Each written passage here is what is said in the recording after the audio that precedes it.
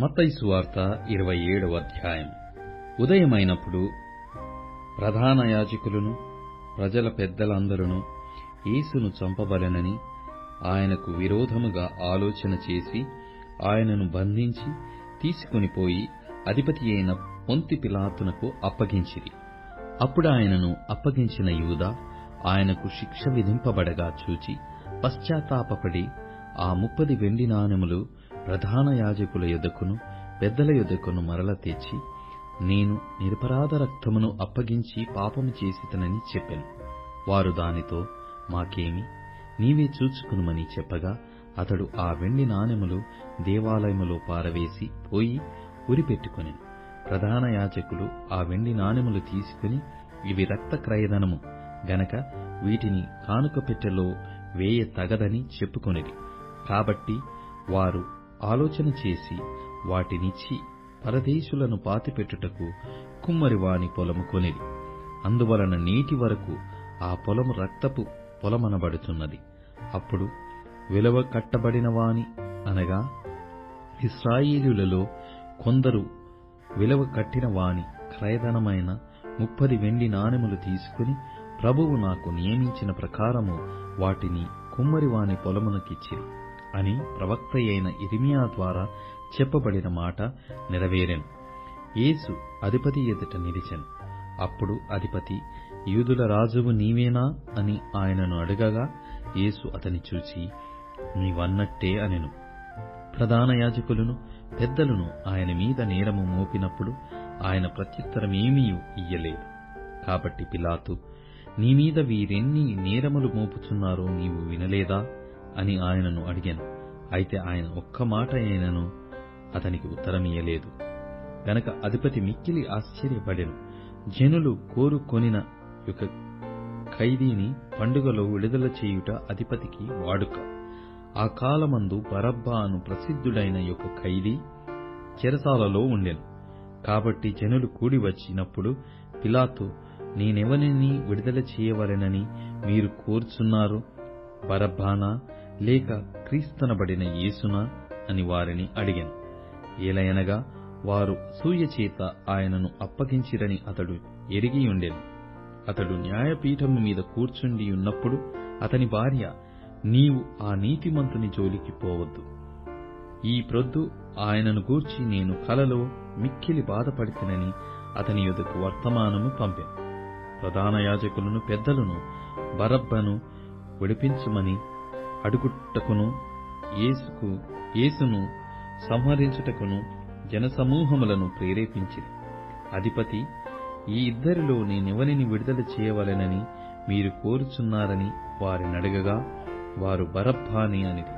అందుకు పిలాతు, అలాగైతే క్రీస్తనబడిన యేసును ఏమి చేతునని వారినడగగా, సిలువ వేయమని అందరూ చెప్పిరి. అధిపతి, ఎందుకు ఇతడు ఏ దుష్కార్యము చేసెనని అడగగా, వారు సిలువ వేయమని మరీ ఎక్కువగా కేకలు వేసిరి. పిలాతు అల్లరి ఎక్కువగుచున్నదే గాని తన వలన ప్రయోజనమేమీ లేదని గ్రహించి నీళ్లు తీసుకుని జనసమూహము ఎదుట చేతులు కడుగుకొని, ఈ నీతిమంతుని రక్తమును కూర్చి నేను నిరపరాధిని, మీరే చీల్చుకొనుడని చెప్పాను. అందుకు ప్రజలందరూ, వాని రక్తము మా మీదను మా పిల్లల మీదను ముండుగా కనిది. అప్పుడతడు వారు కోరినట్టు బరబ్బాను వారికి విడుదల చేసి యేసును కొరడాలతో కొట్టించి సిలువ వేయనప్పగించెను. అప్పుడు అధిపతి యొక్క సైనికులు యేసును అధికార మందిరములోనికి తీసుకునిపోయి ఆయన యొద్ద సైనికులనందరినీ సమకూర్చిరి. వారు ఆయన వస్త్రములు తీసివేసి ఆయనకు ఎర్రని అంగీ తొడిగించి ముళ్ళ కిరీటమును అల్లి ఆయన తలకు పెట్టి, ఒక రెల్లు ఆయన కుడి చేతిలో నుంచి ఆయన ఎదుట మోకాల్లోని, యూదుల రాజా, నీకు శుభమని ఆయనను అపహసించిరి.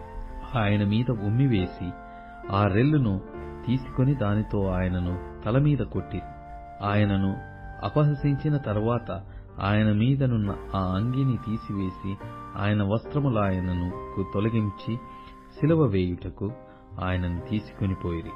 వారు వెలుచుండగా కురేనీయుడైన సీమోనను ఒకడు కనబడగా ఆయన సిలువ మోయుటకు అతనిని బలవంతము చేసిరి. వారు కపాల స్థలమను అర్థమిచ్చు గొల్గొతా అనబడిన చోటికి వచ్చి చేదు కలిపిన ద్రాక్షారసమును ఆయనకు త్రాగనిచ్చిరి. గాని ఆయన దానిని రుచి చూచి త్రాగనొల్లకపోయెను. వారు ఆయనను సిలువ వేసిన పిమ్మట చీట్లు వేసి ఆయన వస్త్రములు పంచుకొనిరి. అంతటా వారక్కడ కూర్చుండి ఆయనకు కావలియుండిరి. ఇతడు యూదుల రాజైన యేసు అని ఆయన మీద మోపబడిన నేరము వ్రాసి ఆయన తలకు పైగా ఉంచిరి. మరియు కుడివైపున ఒకడును ఎడమవైపున ఒకడును 2 బందిపోటు దొంగలు ఆయనతో కూడా సిలువ వేయబడిరి. ఆ మార్గమున వెళ్ళుచుండిన వారు తలలూచుచు, దేవాలయమును పడగొట్టి 3 దినములలో కట్టువాడా, నిన్ను నీవే రక్షించుకొనుము. నీవు దేవుని కుమారుడవైతే సిలువ మీద నుండి దిగుమని చెప్పుచు ఆయనకు దూషించిరి. అలాగే శాస్త్రులను, పెద్దలను, ప్రధాన యాజకులను కూడా ఆయనను అపహసించుచు, వీడు ఇతరులను రక్షించెను, తన్ను తానే రక్షించుకొనలేడు, ఇశ్రాయేలు రాజు గదా, ఇప్పుడు సిలువ మీద నుండి దిగిన ఎడల వానిని నమ్ముదుము. వాడు దేవుని యందు విశ్వాసముంచెను, నేను దేవుని కుమారుడనని చెప్పెను గనుక ఆయనకిష్టుడైతే ఆయన ఇప్పుడు వానిని తప్పించునని చెప్పి ఆయనతో కూడా సిలువ వేయబడిన బందిపోటు దొంగలను అలాగే ఆయనను నిందించిరి. మధ్యాహ్నము మొదలుకొని 3 గంటల వరకు ఆ దేశమంతటను చీకటి కమ్మెను. ఇంచుమించు 3 గంటలప్పుడు యేసు ఏలీ ఏలీ లామా సబక్తానీ అని బిగ్గరగా కేక వేసెను. ఆ మాటకు నా దేవా నా దేవా నన్నెందుకు చేయి విడిచివని అర్థము.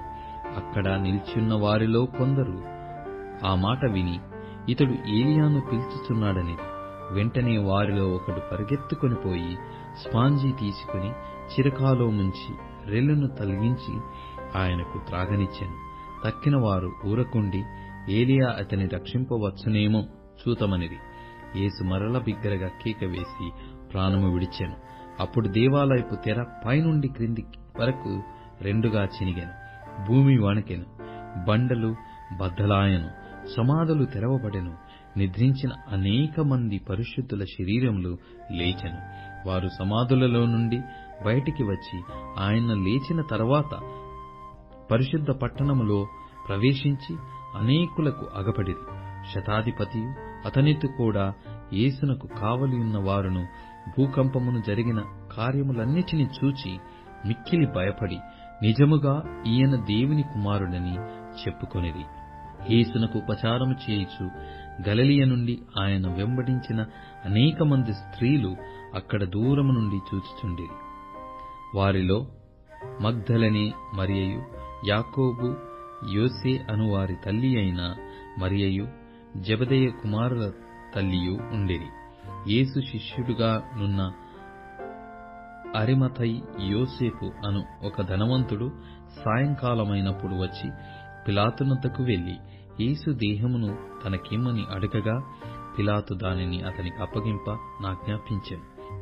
యోసేపు ఆ దేహమును తీసుకుని శుభ్రమైన నారబట్టలతో చుట్టి తాను రాతిలో తొలపించుకొనిన క్రొత్త సమాధిలో దానిని ఉంచి సమాధి ద్వారమునకు పెద్ద రాయి పొర్లించి వెళ్లిపోయాను.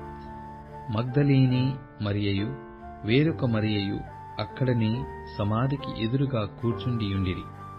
మరునాడు అనగా సిద్ధపరచు దినమునకు మరుసటి దినమున ప్రధాన యాజకులను పరిసయ్యులను పిలాతునొద్దకు కూడి వచ్చి, అయ్యా, ఆ వంచకుడు సజీవుడయ్యున్నప్పుడు 3 దినములైన తర్వాత నేను లేచెదనని చెప్పినది మాకు జ్ఞాపకమున్నది. కాబట్టి 3వ దినము వరకు సమాధిని భద్రము చేయ నాజ్ఞాపించుము. వాని శిష్యులు వచ్చి వానిని ఎత్తికొనిపోయి ఆయన మృతులలో నుండి లేచెనని ప్రజలతో చెప్పుదురేమో. అప్పుడు మొదటి వంచన కంటే కడపటి వంచన మరి చెడ్డదయ్యుండునని చెప్పిరి. అందుకు పిలాతు, కావలివారున్నారు గదా, మీరు వెళ్లి మీ చేతనైనంత మట్టుకు సమాధిని భద్రము చేయుడని వారితో చెప్పెను. వారు వెళ్లి కావలి వారిని కూడా ఉంచుకొని రాతికి ముద్రవేసి సమాధిని భద్రము చేసిరి.